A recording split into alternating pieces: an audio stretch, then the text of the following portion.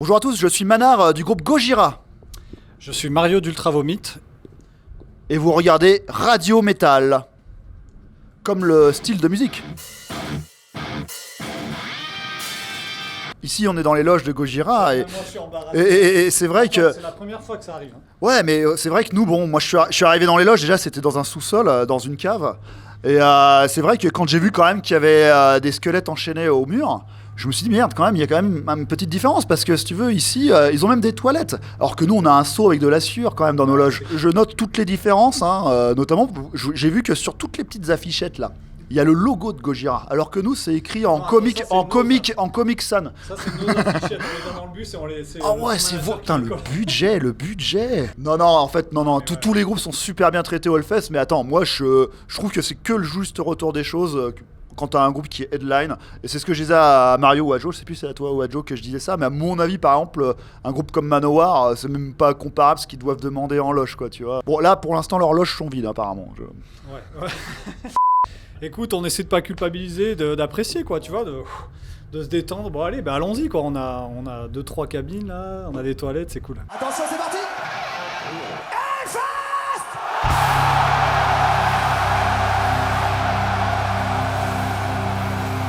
Ok les amis, la prochaine chanson on aimerait la dédier à nos amis de Tagada Jones. Nous vivons tous dans le ventre d'un chien géant. Tout le monde le sait, mais personne ne dit rien du tout. Nous vivons tous dans le ventre d'un chien géant. Tout le monde le sait, mais personne ne dit rien. Go!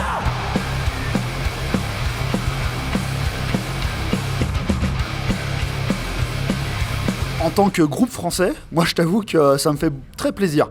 Et je sais pas ce qu'en pense Mario, je vais lui donner le micro. On voit aussi le niveau des groupes français qui évolue. On voit que Ultra Vomit ont fait un chemin incroyable ces dernières années. Enfin, ça fait longtemps que vous faites de la qualité, mais c'est vrai que la popularité de votre groupe, de Massisteria, de Gojira, et ça a maintenant suffisamment d'aplomb pour faire une main stage au Hellfest. Et puis c'est enfin moi personnellement c'est une grande fête quoi pour nous, pour tous. Là on s'est tous croisés au catering, on est hyper contents, c'est très gratifiant pour nous quoi. Je confirme ce que dit. Et d'ailleurs, moi, je te relance un petit peu l'ascenseur. C'est vrai que voir un groupe français faire le headline d'une main stage du Hellfest, pour le métal français, c'est énorme, quoi. Enfin, voilà, quoi. Voilà, vous êtes les représentants un petit peu. Et même si, voilà, tous les groupes qui jouent sont vraiment de qualité, c'est vraiment... Ouais, c'est une belle concentration pour le métal français. Et bon, je tiens à dire quand même qu'il y a un groupe dans le tag que vraiment je peux pas blairer. Mais je dirais pas lequel.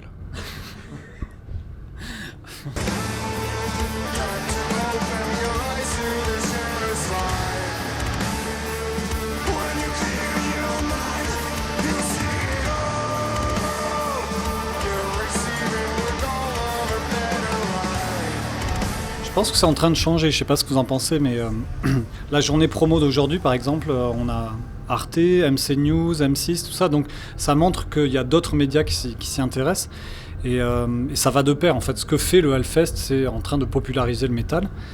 C'est juste qu'il faut communiquer dessus, et puis après c'est un truc culturel, c'est que la France n'est pas forcément un pays métal, pas forcément un pays rock. Hier j'étais dans une station-service là, et notre tour manager est canadien, je lui disais t'entends la musique, c'est ça que les Français aiment quoi, et c'est une espèce de chansonnette, enfin tu vois. Donc alors qu'aux États-Unis ils balancent du rock partout. En Scandinavie il y a même du métal dans les pizzerias. C'est un truc culturel quoi. Il faut pas blâmer personne.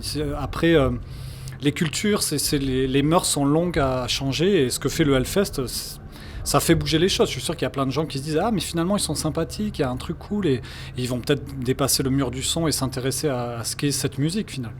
C'est vrai que quand tu vois des trucs comme Quotidien qui font ça, qui montrent un petit peu justement le côté regardez, en fait ils sont gentils même s'ils montrent un peu trop leur cul, ouais. Mais moi je trouve ça plutôt cool. Alors c'est vrai que maintenant la deuxième étape c'est de faire ça en dehors du Hellfest, de parler un peu plus du métal mais sans qu'il y ait le Hellfest derrière. Et bon, c'est encore un long travail je pense, mais c'est en train de changer, ouais, c'est cool.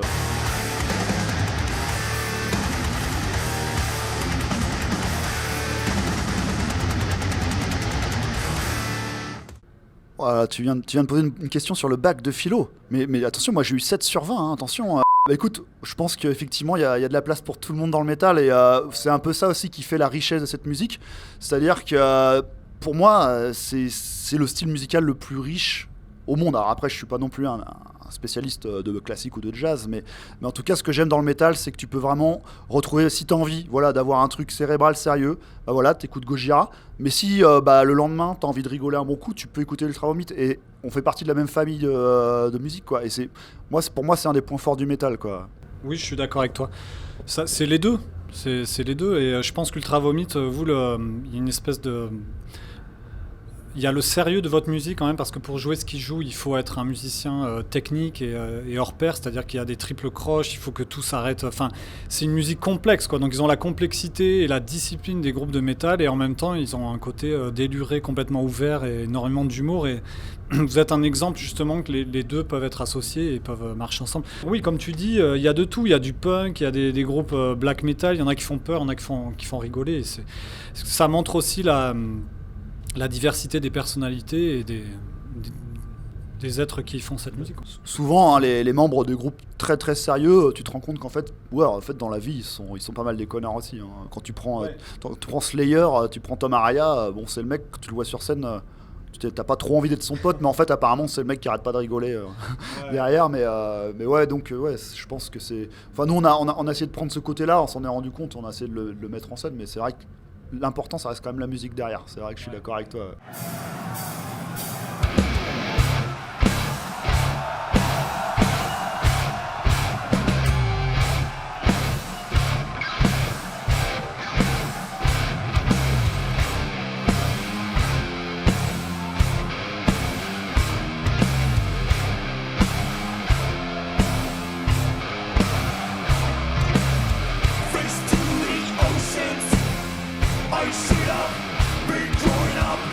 Je suis très fan, ouais, t'as vu juste, le tatatoum. Non, c'est super.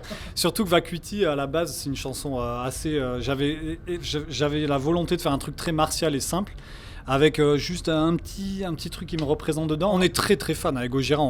Dès que vous sortez un truc, on le blast dans le bus. On est super fan d'Ultra Vomit parce que c'est vrai que l'humour, c'est très casse-gueule. Et Ultra Vomit sont hyper drôles et ils font rire tout le monde à l'unanimité. Et c'est génial, quoi. Moi, je suis très fan et Calogera, on était flattés. Écoute, je te remercie, hein, ça me fait vraiment plaisir. Bon, alors pour la petite histoire, j'ai clairement pompé tes parties de batterie à l'identique, hein, on va pas se mentir. Ouais. Après, si j'ai mis des petits trucs un peu ternaires là sur. Je sais que t'aimes bien ça, c'est juste le truc, mais sinon, j'ai bien. Enfin, moi, ce que j'avais adoré sur Vacuity, je sais pas d'où ça t'est sorti cette idée, c'est la cymbale bloquée sur la grosse caisse et sur les caisses claires. Et ça, c'est un plan. J'étais là, ok, il a fait ça. J'y aurais jamais pensé. Ouais.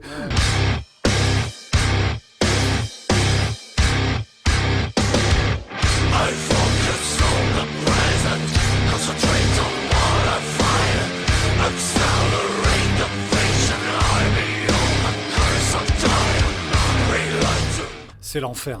Non, qu'est-ce que t'en penses ? Ouais, c'est la flemme. Moi, je suis en admiration. Alors, surtout, moi, je suis incapable de le faire, mais je suis en admiration sur les batteurs d'extrême. Je sais pas comment ils font. Je sais pas comment ils font. Enfin, si, je sais. Ils travaillent. Moi, j'ai jamais... Alors, moi, pour la petite histoire, malheureusement, j'ai jamais pu travailler ma batterie. C'est-à-dire que pendant 20 ans, j'avais pas de batterie. Donc, c'est un petit regret dans ma vie, même si là, ça y est, je viens tout juste d'installer ma batterie. Donc, mais voilà, j'aurais bien aimé pouvoir travailler, être assidu comme ça et acquérir un degré de technicité comme ça. Mais Attends, mais de quoi il parle là ? C'est un super batteur, non mais sérieusement. Non, je galère. Je galère à fond, je te jure. Dès qu'il faut faire un blast, si le blast il dure plus de 10 secondes, il y a un moment où je ressens des vives douleurs et des vives crampes. Non, mais parce qu'il y a deux catégories de batteurs. Si on parle de batteurs extrêmes, il y a... Pour faire des blasts et de la double pédale très rapide, il faut mettre moins de puissance dans les coups. Et c'est-à-dire qu'il faut avoir une meilleure maîtrise des rebonds. Et c'est là où les batteurs comme Inferno de Behemoth...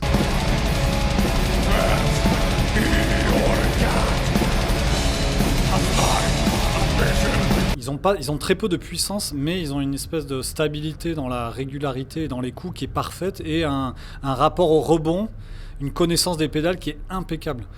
toi et moi, on est plus de la génération Igor Cavalera de Sepultura, c'est-à-dire que nous, on met de la puissance dans nos coups. Ce qui fait que quand tu vas partir sur un grind ou un blast, il faut trouver le juste milieu entre puissance et endurance. Et en fait, c'est ça, je trouve, le plus gros challenge pour des batteurs comme nous qui sont entre deux, tu vois. Et moi, c'est ça que je travaille beaucoup. C'est comment y mettre de la puissance et en même temps avoir ce truc un peu des batteurs de l'extrême. Moi, ce que je trouve compliqué en tant que batteur, c'est d'être toujours au top physiquement, d'être régulier à chaque concert, parce qu'il y a des jours où tu es fatigué. Et du coup, c'est là où moi, là, en ce moment, je fais un régime à la con.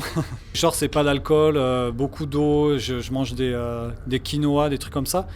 Tout simplement parce que je suis exigeant envers moi-même et envers les gens qui viennent nous voir et que j'ai pas envie de décevoir nos fans, tu vois. Et c'est vrai que c'est pas un truc que les bassistes ou les guitaristes ont, quoi, tu vois. Je veux dire, est-ce qu'ils bouffent du quinoa, ton guitariste ? C'est quinoa déjà, c'est un champion de tennis. Ouais, alors moi je suis un peu moins sérieux que toi, c'est vrai, mais moi, mais je suis d'accord avec toi sur le fait que des fois, t'arrives à un concert et t'as pas de patate. Et là, tu sais que tu vas en chier tout le concert. Parce que tu sais que t'as de la double à 200 à faire et que tu vas en chier. Et des fois, t'as l'inverse. Et moi, j'arrive pas encore à analyser pourquoi. Il y a aussi le fait qu'on peut pas se permettre la moindre petite blessure. Bon, un guitariste, s'il se pète la jambe, bon, ça va. Nous, si on a le petit doigt de pied là qui se retourne, ça commence à être compliqué. Non, mais c'est un truc de con, là. Ouais, mais c'est après, bon, c'est un instrument. Tu l'as ou tu l'as pas dans le sang. En fait, c'est. Moi, j'avais hésité quand même avec la guitare. Et très vite, non, j'aime bien taper, j'ai envie de taper. Ouais. Mais moi, je suis très fan de son approche de la batterie. C'est vraiment la frontière entre l'extrême et les batteurs qui cognent, tu vois. Ouais, moi, je suis super fan de Deftones parce que le batteur, pour moi, c'est la musicalité, la puissance par excellence. Et après, je suis fan d'autres trucs aussi qui vont vite et tout, mais... Moi, je trouve que je manque un peu de groove, hein, globalement. Mais... Ouais, mais non. Ouais, enfin bon, écoute, on va pas se faire comme des cons devant la caméra en train de se plater. Excusez-nous, hein, mais...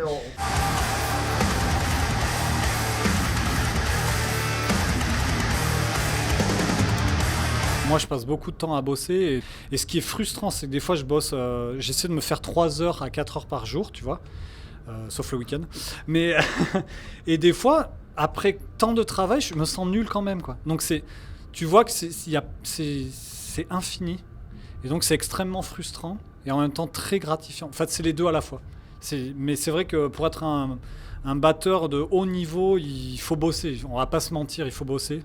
Il faut bosser dur et puis il faut garder la flamme, quoi. Et je pense que, tu vois, le fait de mettre derrière la batterie, tu sais, au calme et tout, puis c'est de trouver des trucs. Oui, toi, t'es super créatif, je trouve, au niveau de la batterie. Et je pense que, ouais, ça, le travail, à mon avis, ça joue beaucoup là-dessus. Tu dois beaucoup cogiter. Ouais. Quand je dis 3-4 heures, c'est qu'il y a des fois, il y a des bonnes heures que je passe à juste, comme tu dis, juste m'asseoir derrière l'instrument et puis être créatif, en fait. Tu vois, c'est pas du genre du boulot acharné à suer pendant 3 heures. C'est juste... passer un moment avec sa batterie et essayer d'être musical. Et comme tu dis, c'est là qu'il y a des idées qui se développent et tout ça, quoi.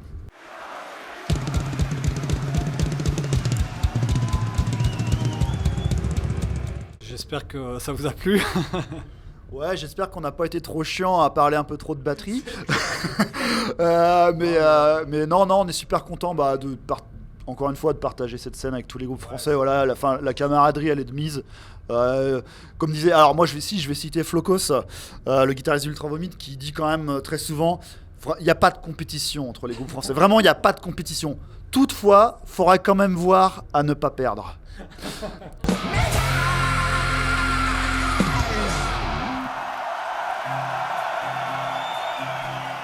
Vraiment, métal, ça vient du style musical alors. D'accord.